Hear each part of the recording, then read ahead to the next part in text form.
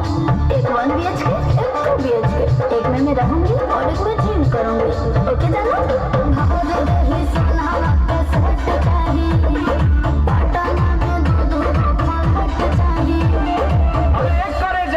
तू जितना खर्चा करेबू हम उतना खर्चा करब। ओकरा खातिर हम भागल ना हई। आ जदी हमरा के छोड़ के गइलू तो बुझ लीह हम संतोष पागल नहीं। बना बुझे ज्यादा तू चिराई उड़न बाज हो तो बुझ ली हम हई रंगबाज हो। तू जानत हुआ कि हम ग्रेड ए पढ़ले नहीं।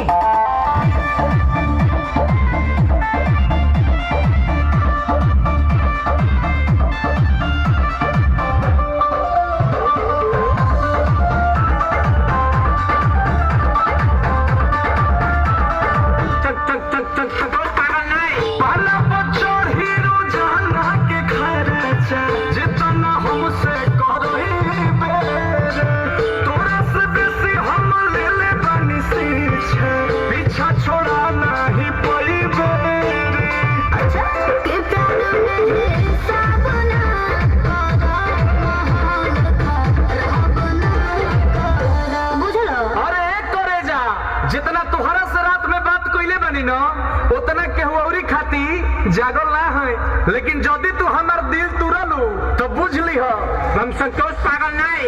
बना बुझे ज्यादा तू चिरोई उड़न बाज हो तो बुझ ली हम हई रंगबाज हो। बुझ ली हम हई रंगबाज हो। मालूम ना एक फट की एको भाषा ना बोलबा कोनो विषय में। हई रंगबाज हो।